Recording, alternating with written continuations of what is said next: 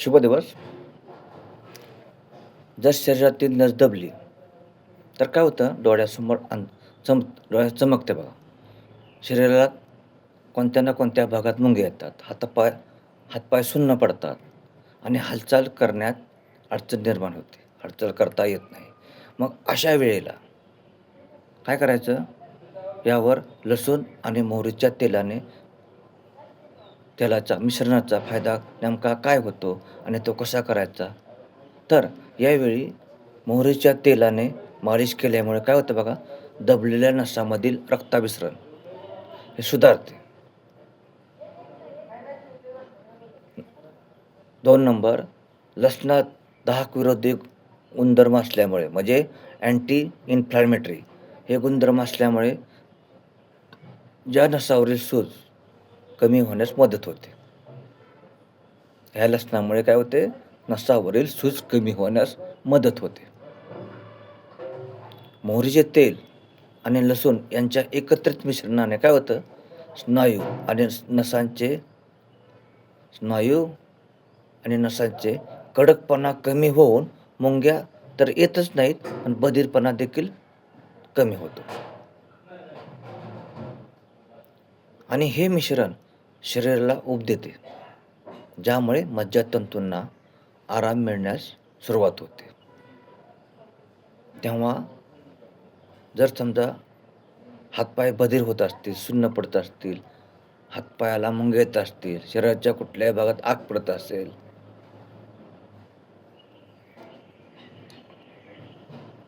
किंवा मसलला वेदना होत असतील, अशा वेळी तुम्ही लसूण आणि मोहरीच्या तेल यांच्या मिश्रणाचा फायदा घरच्या घरी करू शकता. फक्त काय करायचं? मोहरीच्या तेलाने मालिश केल्यामुळे तुमचे दबलेले नसा जवळील स्नायू किंवा तो भाग यांचे रक्ताभिसरण सुधारते. त्या भागाजवळील रक्ताभिसरण सुधारते. तसेच स्नायू दुखण्याचे थांबते. म्हणून मोहरीच्या तेलाने मालिश करा. नंबर 2, लसणात दाहक विरोधी गुणधर्म असल्यामुळे म्हणजे इन्फ्लॅमेटरी काय होते बघा, ह्या गुणधर्मामुळे ज्या नसावरील सूज कमी होण्यास त्वरित मदत होते.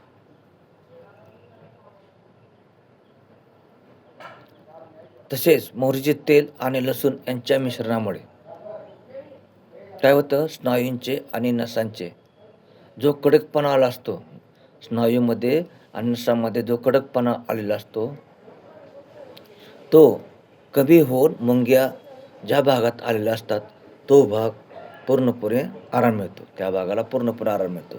एवढंच नाही, तर बधीरपणा देखील जाणवत नाही आणि कमी होतो.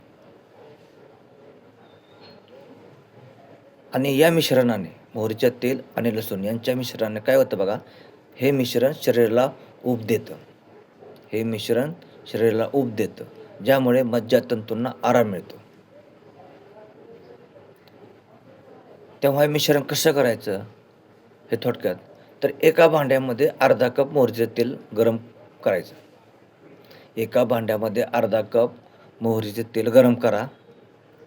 त्या 7-8 पाकळ्या लसणाच्या बारीक करून टाका. ठेचलेला लसूण 7-8 पाकळ्या टाका आणि लसूण काळा होईपर्यंत ते तेल गरम होऊ द्या. लसूण काळा होईपर्यंत ते तेल गरम होऊ द्या.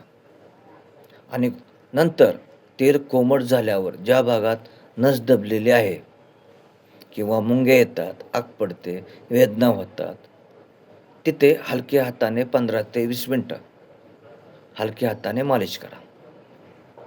आणि मालिश केल्यानंतर त्या भागावरती गरम पाण्याचा शेक द्यायला विसरू नका.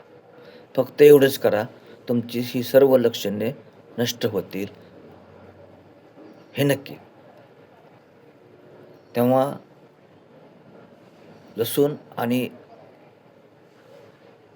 हे तेल याने ब्लड सर्क्युलेशन सुधारते, म्हणजे रक्तप्रवाह सुधारतो, सूज कमी होण्यास मदत होते, वेदना कमी होतात, शरीराला ऊब मिळते, हातापायाच्या मुंग्या येण्याचे थांबते, सुन्नपणा कमी होतो आणि हालचाल करत असताना जी अडचण येते, अडथळा येतो, ही अडचणसुद्धा तुमची दूर होते. त्यामुळे हालचाल करण्यात हा उपाय जर केला, तर हालचाल करण्यात जो अडचणीत असते, जो त्रास होत असतो, तो कमी होण्यास मदत होईल.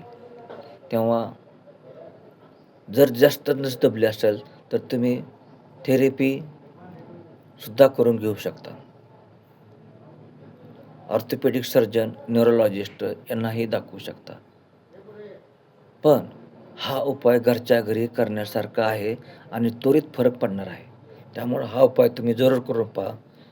लसूण आणि मोहरीचं तेल याचे महत्त्व अनमोल आहे. तेव्हा पूर्ण धन्यवाद.